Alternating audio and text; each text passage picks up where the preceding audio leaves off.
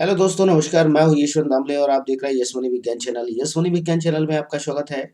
आज के वीडियो में हम सीखेंगे ध्वनि की अवधारणा, जो कक्षा 9 से अध्याय 12 ध्वनि साउंड से ली गई है। इसके अंतर्गत हम सीखेंगे ध्वनि क्या है, ध्वनि का उत्पादन कैसे होता है, ध्वनि कैसे उत्पन्न होती है, या फिर ध्वनि का संचरण माध्यम क्या है, इनके बारे में जानेंगे। तो चलिए आइए शुरू करते हैं एक छोटे से इंट्रो के साथ।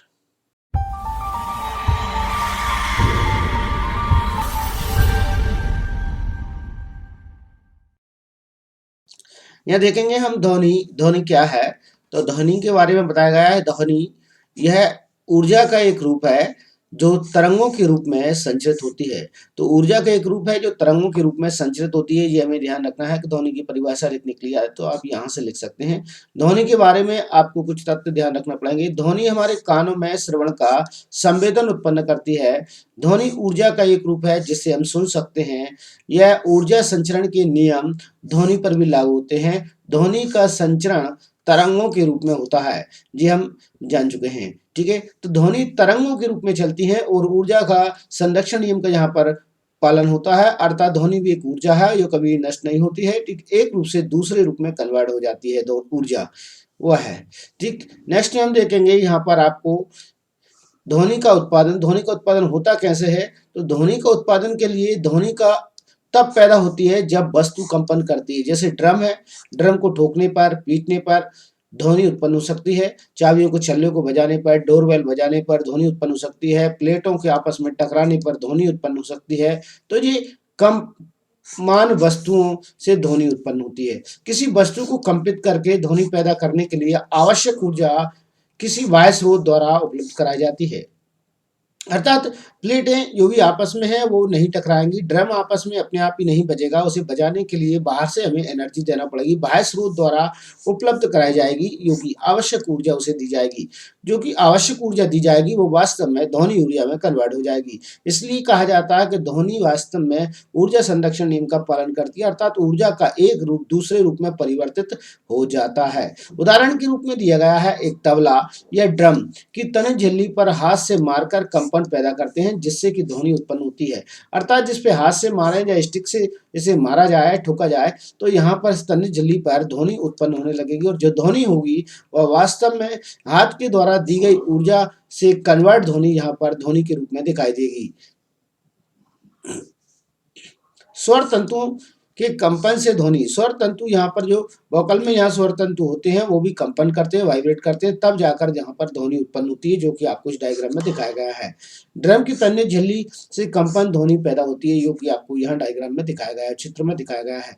नंबर 2, प्रयोगशाला में कंपायमान सौरित्र द्विभुज से ध्वनि उत्पन्न करते हैं। इसको दिखाने के लिए एक छोटी सी टेनिस बॉल या गेंद को धागे की सहायता से या आधार से किसी लटका कर कंपित सौरित्र द्विभुज के से स्पर्श कराते हैं और गेंद एक बड़े बल के द्वारा दूर धकेल दी जाती है। ये भी हम यहाँ पर देख सकते हैं किस प्रकार से वह यहाँ पर एक सौरित्र को एक टेनिस बॉल के पास में ले जाते हैं, तब जाकर वह वहां पर, देखिए ये यहाँ पर बताया गया है सौरित्र है। सौरित्र को एक टेनिस बॉल के पास में लगाया गया है। सौरित्र जैसे ही टेनिस बॉल के पास में आता है, कंपमान सौरित्र द्विभुज है और यहाँ पर कंपन के कारण इसमें भी कंपन उत्पन्न हो जाता है और टेनिस बॉल आगे की ओर मूव करने लगती है। यहाँ से हमें ये दिखाई दे रहा है, फिर वापस आती है, फिर इस पर टकराएगी। तो ये प्रक्रिया जिसके कारण इसमें दोबारा से कंपन उत्पन्न होने लगेगा और ये कंपमान बनी रहेगा। कौन? सौरित्र, द्विभुज सौरित्र कहते हैं। ठीक, इसका उपयोग फिर इसमें आप देख सकते हैं, ध्वनि को समझने के लिए की जाएगा। और इसके साथ साथ में हम अगला पॉइंट देखेंगे, ध्वनि उत्पन्न होती है निम्नलिखित तरीके से। ध्वनि कैसे उत्पन्न हो सकती है? निम्नलिखित तरीकों से उत्पन्न हो सकती है।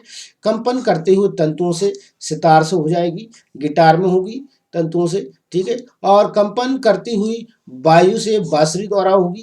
कंपन करती हुई तने झिल्ली से तबला या ड्रम में होगी, ठीक ना। ढोलक में भी हो सकती है, कोई दिक्कत नहीं है। कंपन करती हुई प्लेटों से साइकिल की घंटी में ध्वनि उत्पन्न हो सकती है।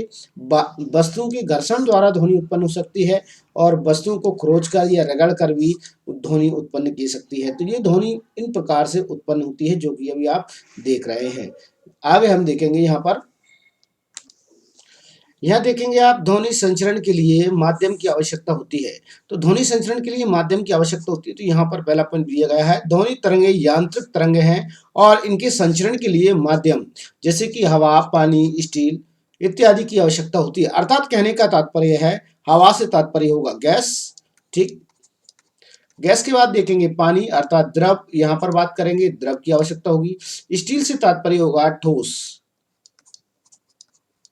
अर्थात ठोस की आवश्यकता होगी। यह निर्वात में संचरित नहीं हो सकती है। निर्वात का मतलब होता है यहाँ पर वायु नहीं है, द्रव नहीं, ठोस नहीं, वहां पर ये संचरित नहीं हो सकती। कोई माध्यम नहीं है वहां पर ये संचरित नहीं हो सकती हैं। ये आपको ध्यान रखना है। यहाँ देखिए एक विद्युत घंटी को लगाया गया है, विद्युत घंटी को एक निर्वात पात्र में रखा गया है, ठीक ना, और विद्युत धारा दी गई है, स्विच चालू किया गया है, तो इसमें से विद्युत घंटी की आवाज बाहर नहीं आ पाती है, ठीक है ना, ये टकरा कर यहीं पर रह जाती है, ये बाहर आवाज नहीं पहुंच पाएगी इसकी। इसका तात्पर्य यही हुआ है कि वास्तव में देखा जाए तो विद्युत घंटी की आवाज बाहर नहीं जा पाएगी। इसका मुख्य कारण यही है कि ये केवल केवल वायु या द्रव या ठोस में ही संचरित हो पाती हैं, अर्थात इन्हें किसी माध्यम की आवश्यकता पड़ती है जिसमें ये संचरित होती हैं, ऐसा हम कह सकते हैं। यह देखेंगे एक विद्युत घंटी को वायुरुद्ध बेलजार में लटकाकर बेलजार को निर्वात पंप से जोड़ देते हैं। जब बेलजार को वायु से भरा हो जाता है, भरा होता है, तब ध्वनि सुनाई देती है, लेकिन जब निर्वात पंप को चलाकर वायु को बेलजार से निकाल दिया जाए, घंटी बजाते हैं, तो घंटी की आवाज सुनाई नहीं देती है। ये आपको ध्यान रखना है कि वायु ध्वनि को संचरण के लिए माध्यम की आवश्यकता जरूर पड़ती है, ठीक ना, बिना माध्यम के ध्वनि संचरित नहीं हो सकती। ये प्रयोग द्वारा भी सिद्ध किया गया है। अतः ध्वनि संचरण के लिए माध्यम की आवश्यकता होती है। यह देखेंगे ध्वनि तरंगे अनुदैर्घ्य तरंगे हैं, तो यहाँ से आपको एक बात और नोटिस करने को मिलेगी, ध्वनि तरंगे कौन सी तरंगे हैं, तो वो आप यहाँ से इसका आंसर लिख सकते हैं। ध्वनि तरंगे अनुदैर्घ्य तरंगे हैं, ये खाली स्थान में भी आता है, तो आप इसे ध्यान रखेंगे। तो ध्वनि तरंगे अनुदैर्घ्य तरंगे हैं, तो वह तरंगे जिसके माध्यम के कण आगे पीछे उसी दिशा में कंपन करते हैं, ठीक ना, जिस दिशा में तरंग गति करती है, अनुदैर्घ्य तरंग कहलाती है। क्वेश्चन यहाँ से आता है तो आप यहाँ से लिख देंगे अनुदैर्घ्य तरंग क्या है, तो यहाँ से इसका आंसर आपको मिल जाएगा। जब एक स्लिंकी को धक्का देते हैं, स्लिंकी अर्थात जो स्प्रिंग जैसा होता है जो कि आपको दिखाई दे रहा है, ठीक, को धक्का देते हैं या खींचते हैं, तब संपीड़न और स्लिंकियों की कुंडलियां पास पास आ जाती हैं और विरलन कुंडलियां दूर दूर हो जाती हैं। स्लिंकिन मतलब यहाँ पर जैसे कि देखिए इसे धक्का दिया जा रहा है, यहाँ पर फोर्स दिया जा रहा है, तो स्लिंकिन की ये कुंडलियां हैं बहुत पास पास आ गई, नजदीक आ गई हैं, ठीक है ना, लेकिन जब उसे खींच रहे हैं तो ये सब कैसी हो गई, दूर दूर हो गई है। तो इसी कंडीशन को कहा जाता है विरलन, ठीक है ना, इसे कहा जाएगा विरलन। और जब पास पास में वो आती हैं तो उसे कहा जाएगा संपीड़न। ये ध्यान रखने वाली बात है। यहाँ पर विरलन और संपीड़न के द्वारा ही ध्वनि आगे की ओर बढ़ती है, इन्हें आपको देखना है, ठीक। यह देखेंगे हम कणों के कंपन दिशा तरंग दिशा के समांतर होते हैं। जो कणों के कंपन होंगे तरंग दिशा के कैसे होंगे, समांतर होंगे। देखिए कणों के कंपन की दिशा भी कैसी बताई गई, समांतर बताई गई है। ये तरंग की दिशा है, उसी साथ साथ में कणों के कंपन की दिशा भी यहाँ पर इस प्रकार से बताई गई है।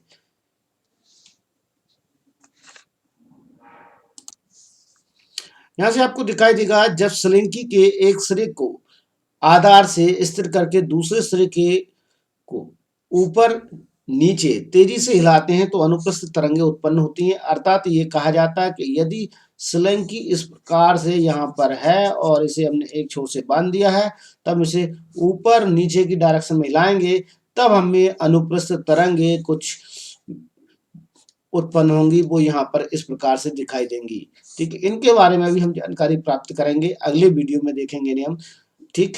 और यहाँ से देखेंगे हम यहाँ पर जिसका कंप्रेस्ड है, ठीक ना, संपीड़न है, रेयर है, यहाँ पर जो कि विरलन के रूप में दिखाई देगा, कंप्रेस्ड है, रेयर है, तो इस प्रकार से जो आपको दिखाई दे रहेंगे, ठीक ना। इंग्लिश में लिखा है रेयर का मतलब विरलन होगा, सी का मतलब होगा संपीड़न जैसे कहा जाएगा, कंप्रेस्ड जैसे हम बोलते हैं, तो यहाँ से आपने देख सकते हैं। अगले वीडियो में हम ध्वनि तरंगों के बारे में जानेंगे। आज की वीडियो में इतना ही। हर बार की तरह कहना चाहेंगे यदि आप हमारे चैनल पर हैं और अभी तक आपने यदि चैनल को सब्सक्राइब नहीं किया तो प्लीज सब्सक्राइब बटन को प्रेस कर दीजिएगा, बेल आइकन को प्रेस करना ना भूलें।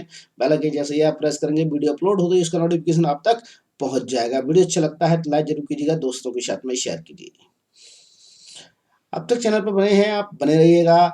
इसके लिए आपको बहुत बहुत धन्यवाद और वीडियो लगातार देखते रहिए। आपको वीडियो आप यदि पेरेंट्स हैं तो पेरेंट्स बच्चों के लिए वीडियो आपके बहुत ही मददगार साबित होंगे विषय के हिसाब से, ठीक है। अब आप स्टूडेंट हैं तो स्टूडेंट कैटेगरी में आप देखिए आपको 9th विषय आप यहाँ पर अध्ययन कर रहे हैं विज्ञान का, तो आपको 10th का सिलेबस भी आपको पूरा मिलेगा। 10th के सिलेबस की पूरी वीडियो यहाँ पर अपलोड हो चुकी हैं, ठीक है। वहाँ से आप प्ले लिस्ट में जाकर देख सकते हैं। और 11th में आप पूछेंगे तो 11th में आपको केमिस्ट्री विषय सब्जेक्ट की यहाँ पर वीडियो आपको मिलेंगी। बायो का भी मैंने पूरी तरह से नहीं किया है, तो मैं शुरू करूँगा वीडियो बनाने के बाद। 9 का जैसे सिलेबस पूरा होगा इसके बाद बायो का सिलेबस मैं यहाँ पर लूँगा और केमिस्ट्री का।